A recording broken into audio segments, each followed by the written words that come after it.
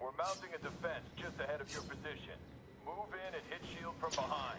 Alright, so now we're in episode 11 of Marvel Ultimate Alliance 2. We are still fighting our way through our own base, now with bombs. Trying to,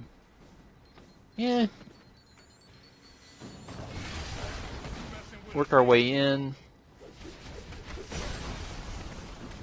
Getting through the shield folks. And our team hasn't changed. And the reason for this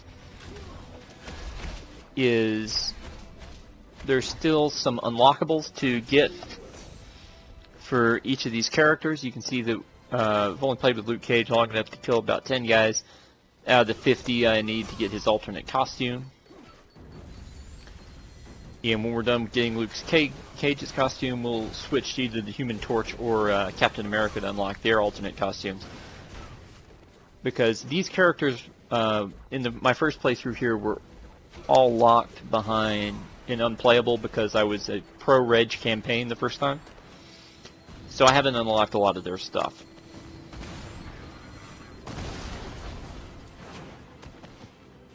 But we get to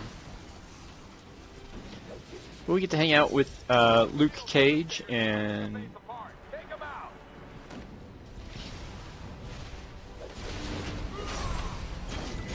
run around and try to beat up the shield robots here. The shield robots, which look a lot like the Latvian robots. And if we were playing the Pro Reg, they'd also look a lot like the robots that Cap's forces are using. But we're going to go ahead and treat them like a boss. Use a fusion attack because we need to heal up. And now we can, if necessary, we could just unload another fusion attack here. See that while Luke Cage is a brawler and just punching people is a thing,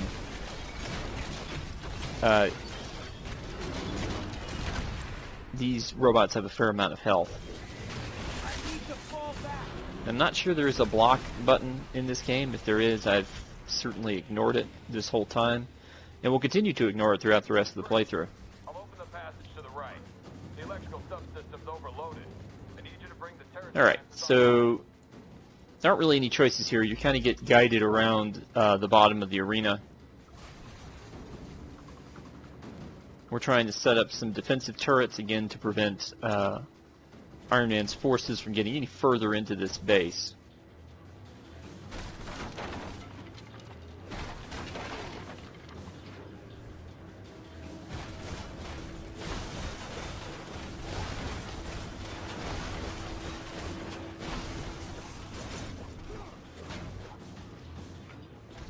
I just thought I'd beat up a truck. Seemed like a good idea at the time. I think it actually helped build up the fusion meter. But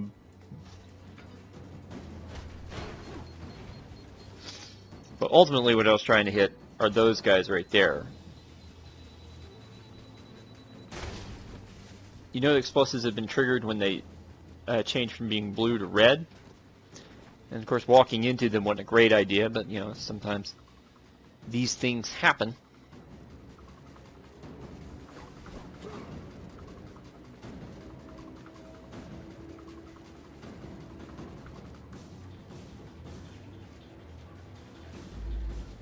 And so we're just looking for ways for our guys to go here. It's currently around February 11th, I think, at the time of this recording. Actually, I take that back. No, it's the early hours of February 13th. I am...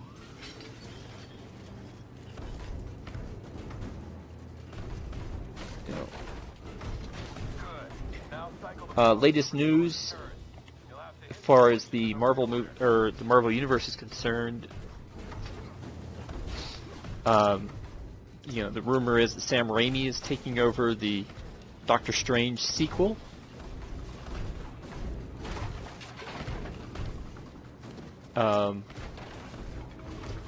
Which I may have mentioned before.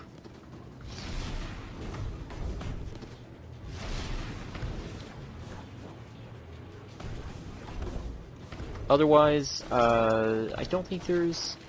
Yeah, Avengers Endgame did not win any major awards at the Oscars that I've heard of. Taika Waititi did win Best Adapted Screenplay for Jojo Rabbit, so, I mean, he's Marvel Universe adjacent, I guess, considering he is going to be in the helm for the fourth Thor movie.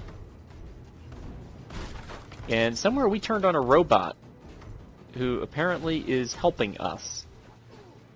Of course, I haven't run into any enemies at the moment because I'm busy breaking things, trying to collect whatever health I can find, keep the team tapped up, getting experience increased. Pretty sure I've been leveling characters off screen.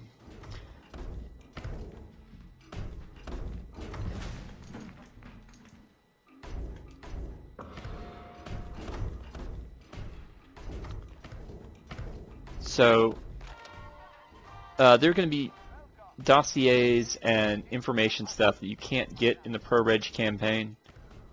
So we'll be looking for those just to complete those collectibles.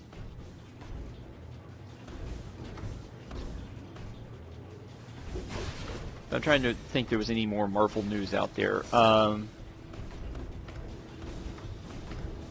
No, the only other thing Marvel related I can think of that's going on for me personally was getting introduced to Spider-Man Life Story, written by Chip Zdarsky, art by Mark Bagley, released last year, but Sal and the guys over at Comic Pop just did their review, synopsis, whatever you want to call their back issues episode on it today. And that was really neat. So I might actually look into getting that in the future. I did attempt to get the New Avengers Transformers crossover that came out in 2007. Unfortunately, my order was canceled by an Amazon vendor.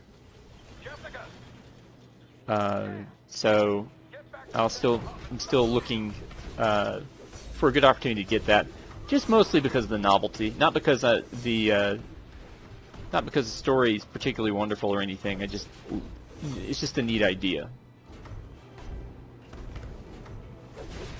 You know, there was a time I attempted to record, is it War for Cybertron? I attempted to record War for Cybertron on the channel, a game that's now depressingly like 10 years old.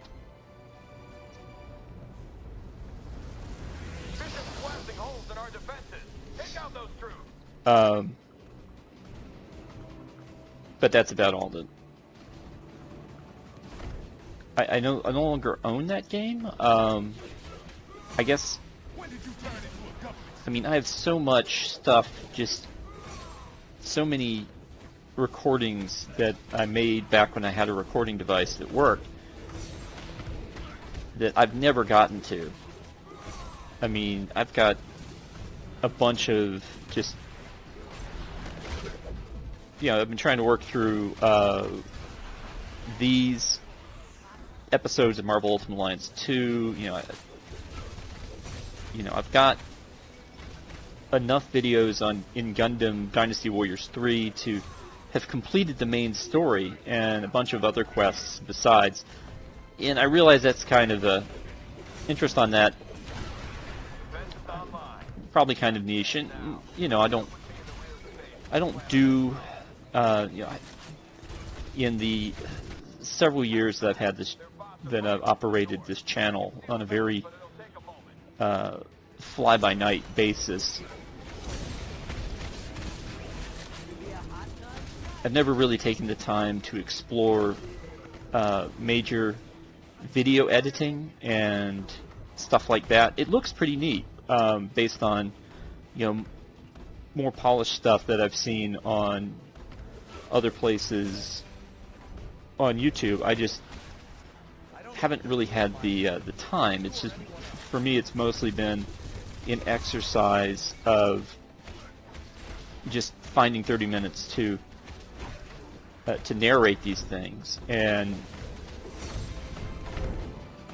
doing so without, without a script. I mean, all the pauses, all that stuff that happen are happening because I'm, distracted or not sure what to say at a given point in time.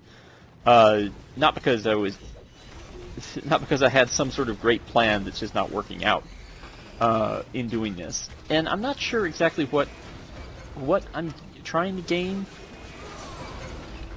here. I think part of why I do this is just because I think it's fun to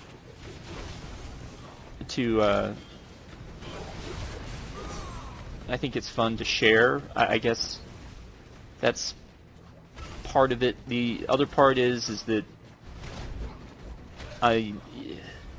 mostly I'm not comfortable sharing in real time, in real life.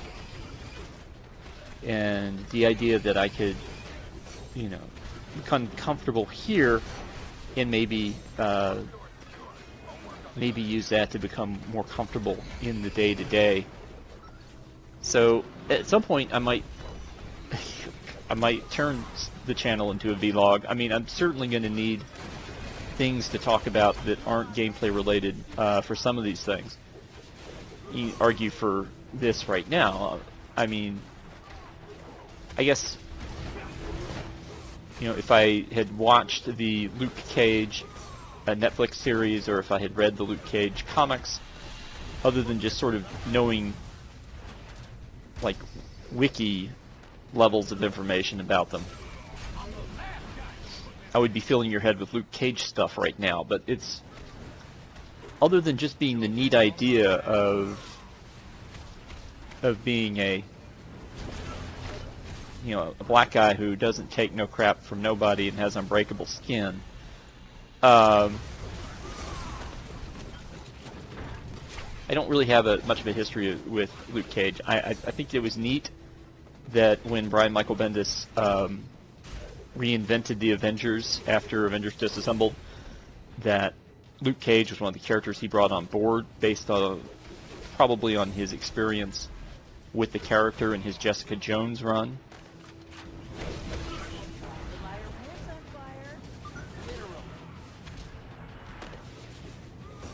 But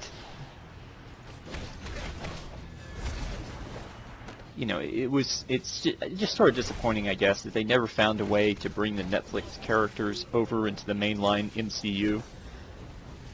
And to a lesser extent, it's also kind of a shame that they never did manage to do that with the Agents of S.H.I.E.L.D. characters.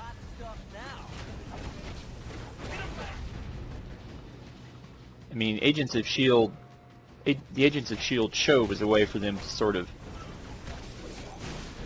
introduce Inhumans. It was a way for them to kind of broaden what they might do with the MCU, and then the Inhumans production turned out to be such a mess. And then, of course, the whole reason they were stuck on Inhumans was because they didn't have the X-Men, and then all of a sudden, in the middle of it, they got the X-Men. So now, the Inhumans are probably way back on the back burner somewhere.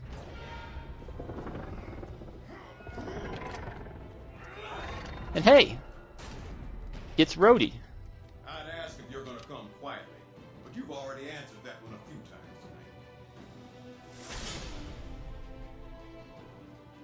tonight. Rhodey is one of the characters that in this game that is not playable, and he's not actually Iron Man's. He's not actually Iron Man's alternate costume either, like he is for one of the costumes in Marvel Ultimate Alliance 1. You saw the fusion attack team up between Captain America and Luke Cage, kind of a neat thing to do if you're in a crowd. In this case, we were trying to run over Rhodey with it a few times. Okay, now we're going to do it with the Iron Fist, but the idea is basically the same. It's not... The only issue is whether or not we're going to have enough targets to trigger the health thing, and it doesn't look like we did. I'm also now going to be Captain America, a character that I can spend a little bit more time talking in depth about. So for the next couple, for at least as long as we're Captain America in this level and in this boss fight, as we try to take down Rhodey. You watch, you see Rhodey kind of float around there.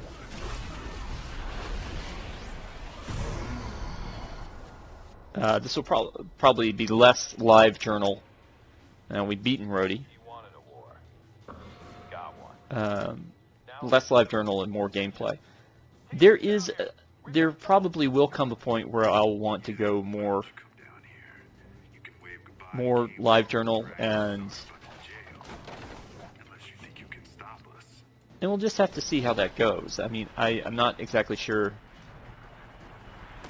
how I'd want to approach that, but hey, I've got Cap's shield just sort of bouncing around the staircase, and apparently we're stuck down here, and somebody don't want to get out of my way. Okay, that was Johnny Storm who didn't want to get out of my way.